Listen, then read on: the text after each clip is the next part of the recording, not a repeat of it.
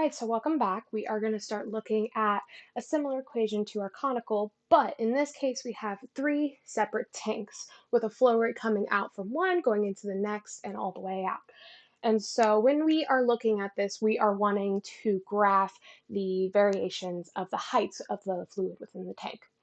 So when we start this, we're going to bring up a similar equation to what we looked at before, which is our change of volume over time is equal to the cross-sectional area change of height over change in time. And so this is true in all of these situations. And when we're looking at this, we're going to be assuming that the volume of the tank, the max volume of the tank, is the same. So these are all the same size. I know my drawing doesn't really show that. So as I talked about with the previous problem with the conical. All right, so future Andrea here. Just wanted to let you know that when I'm talking about Bernoulli's equation in the coming section, I meant velocity, not volume. I really don't want to go back and re-record everything, so I'm just giving you a heads up that anytime I'm talking about the v squared over 2 is equal to blah, blah, blah, that is velocity. So just giving you a heads up. All right, back to your regularly scheduled program. Tank. We also have our Bernoulli's, which gives us not 2GH, it's just GH, because you bring the 2 over. It is just GH, which from that, we get our volume is equal to the square root of 2GH. And again, this was all talked about before with the conical equation. And so we can do this for each of these flow rates. So our Qin is something that we know or we are manipulating. And we are looking at Q1, Q2, and Q out. Okay? So let's look at Q1. So Q1 is going to be our area of the hole that it's coming out of, square root of 2GH1. So that's our height right here. And so this can be said about all of them. So Q2 is equal to a hole over 2G height 2. And then Q3, well, that's actually Q out. So Q3 slash Q out, I might end up using that interchangeably on accident, but is 2GH3. So that is when we are just looking at our flow rates. Now, when we look at this, we can also start looking at, our mass balance, which we did with the conical. So we have our dV over dt, I don't know if you can see that, is Q1 minus, Qin minus Q out like before. So when we look at it for particular sections, it's going to be like for the second tank, it'll be Q1 minus Q2. So again, we need to put it in terms of our height because our height is changing. So that's where we bring out the AC and then it's dH over dt and then we can divide it. So that ends up being dH over dt is equal to Qin minus Q out all over cross-sectional area. All right, so from this, we can add in another section for this. So let me quickly erase this and we'll add in this equation for all of these. All right, so we have our change of height 1 over dt. That is equal to Qn minus Q1 over AC. And then same thing, H2 is Q1 minus Q2 over AC. And then we have height 3, I'm getting a little cramped for space, is Q2 minus Q out over AC. And then when you combine those all together, you can look at it as that, these will cancel and these will cancel, and then it'll end up just being this equation. So all of this, and oh, that was bad. And all of that, those are going to be our main equations for this, and we're going to go and code it in Python and Graph. All right, so I have the same setup as the previous video, which is where I have my lovely mirror behind me. You can see my computer, and then I have my whiteboard. All that my whiteboard has is it just says Qn increases by 20%. It has that Q1 is equal to the whole area, radical 2 times G H1, and then the Qn over Q1 is over AC.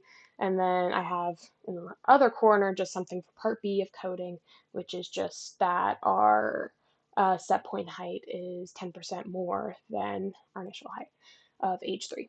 So that if I'm glancing over there, it's just to make sure that I don't forget to do something, because I tend to do that. And so that's all that is. But again, I'm sorry about the setup. It's kind of rough right now. So I've already put in all of our basic coding, so import numpy from basic calculations, subplots, integrates, and then our initial values. So all of our initial values are pretty much the same as before. We don't have our radiuses. This is what I calculated in that first video, and so we're just going to go from there. So from the start, we're going to put in our function for our tanks. And so this is going to be for tank height.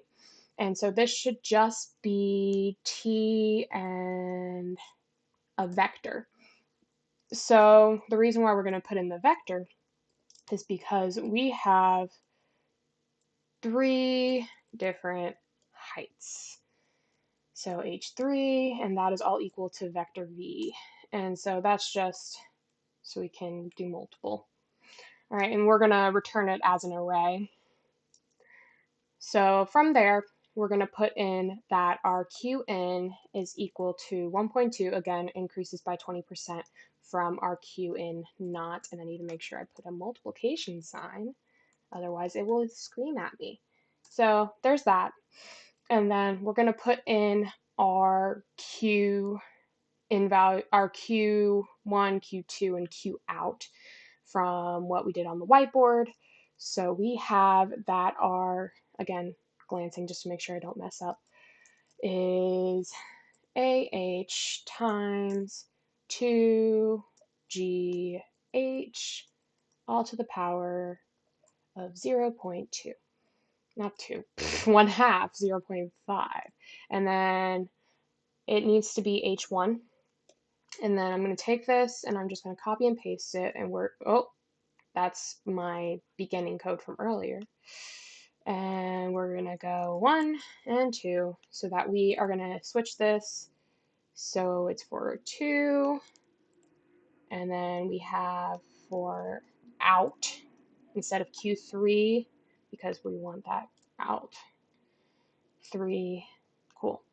And then what we're going to do is we're going to do return np array, and that is going to be our H1 value, which is going to vary. So that will be for the first one, it will be our Q, do I need another parentheses? No.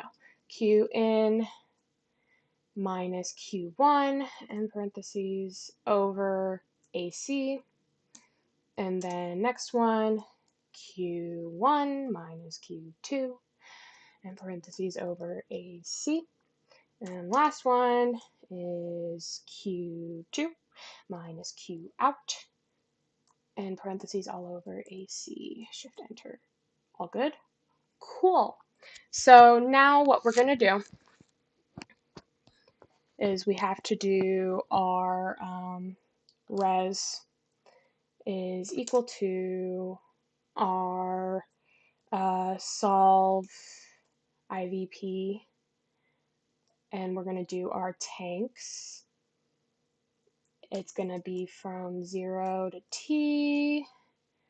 We're going to have our y values, which is going to be our np.array, and that is whoops.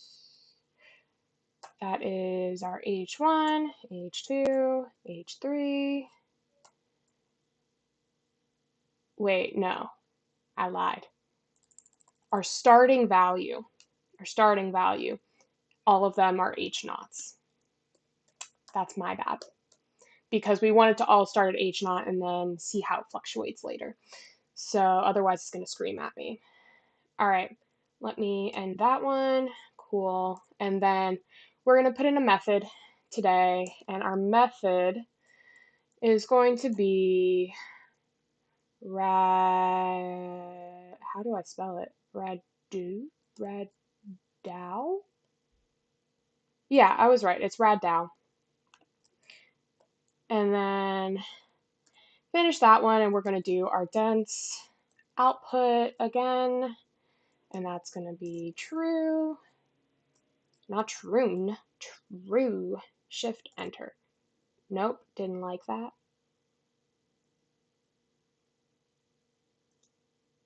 Do I have to do capital? Okay, well, it just wanted a capital R. It's picky, I guess.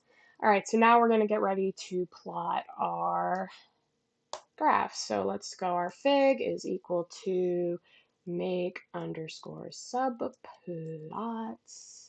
and end parentheses. Cool. And then we have to do this for each of these things. So we go fig dot add underscore scatter, and we do our, oh wait, I forgot to do my t-plot. Whoops. I forgot to do t-plot, which is our linspace. Linspace, whoopsies. It's np.linspace, isn't it? Or is it just linspace? I don't remember. We'll figure it out. It'll yell at me if it doesn't like it. Cool. And then we go 0, t. Let's go 500. All right. And then we have our x is equal to t plot. And then we have our y is equal to h1. And then why don't you like it? Oh, because I have to define it. Whoopsies. All right, so I need to define these guys, which I forgot to do. And so that is our res.sol, so our solution to that integration we did earlier, and we want it to be tplot. Cool.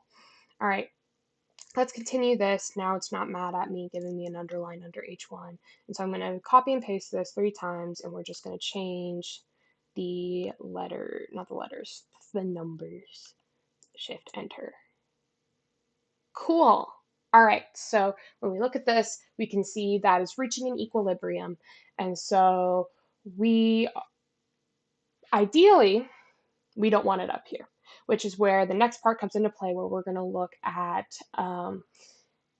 controlling it. And so we're looking at adding a proportional control. All right, so now we are going to look at manipulating the heights of these 3 tanks. And so I've already recorded this, but I realized I messed up, which is why the tanks are no longer on my screen, because I don't want to redraw them. So we are wanting to look at manipulating the heights. And so we are looking to control the heights as well as the flow rate in. So all we are doing is adding in a control, a proportional control system to make sure that the heights are all where we want them. And so when we are looking at this, we're going to have a set point for the height. And so we are going to have our set point. I am going to code this as h3 underscore sp. And so that is different from our h3. And so when we look at this, we're going to have it be an error. And the reason why we are doing h3 is because h3 is relying on h2 and h1. So if we make sure we're controlling h3, that's going to control the rest of them. So our error is going to be our set point minus h3. And so when we're looking at this, we're going to have to correlate this all into a flow rate. And so when we're looking at this, we're going to have to make this so it's in terms of volume, because right now this is just height, so it's just in meters, and we need to make sure it's in meters cubed. So to do that, we're going to put in the variable kc. And so we could say that our Q flow rate in is equal to our, well, let me put kc. So this is where we're putting that variable to make it volume, kc, and then we're going to put our error in, sp minus h3.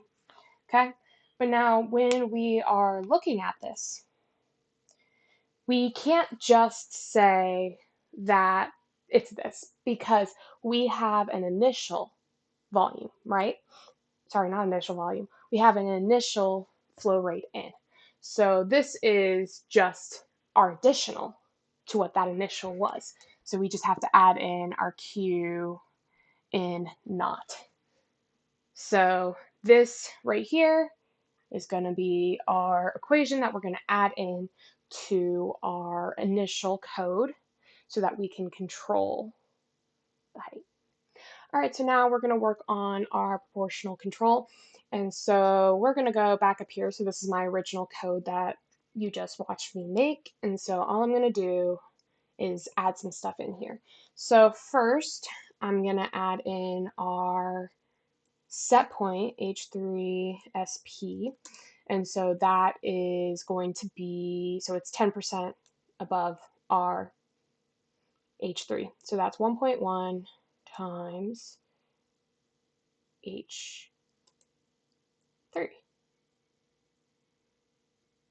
Oh, sorry, it's H naught. Loop save. There we go. All right. Now we are also going to switch our Q in. And so this is where we're going to put in that lovely problem with KC. Oh, I didn't put KC in. Whoopsies, KC. Let's put it as 0.01 for now. We'll come back and we'll mess with that, and that's our control variable. So Q in is equal to KC times, and that is going to be our error. So our H3SP, so our set point, minus H3, and parentheses, and then add in our Q in naught, so our initial conditions. So let's go shift enter, shift enter, shift enter. Nothing else should change. Cool. Perfect. That's going to bug me. Shift enter. All right. So as we look at this, we can see that it fluctuates up and then it comes back down and sort of evens out around like 5.36. Let's say that. I mean, I can 5.355. I'm close. Okay. So from that, we can mess around, and let's say our KC value is extremely, extremely small. Same thing. Bum, bum, bum, bum, bum. Shift enter, shift enter. Cool. So you can see that it doesn't really change a whole lot from our initial graph before we put in the KC and the set point of when we just had the basics of the 3 tanks. It doesn't change a whole lot other than this dip right here, but other than that, it looks the same. So let's go and let's make our KC a little bigger. Let's do 0.1. Oh, and our situation kind of exploded.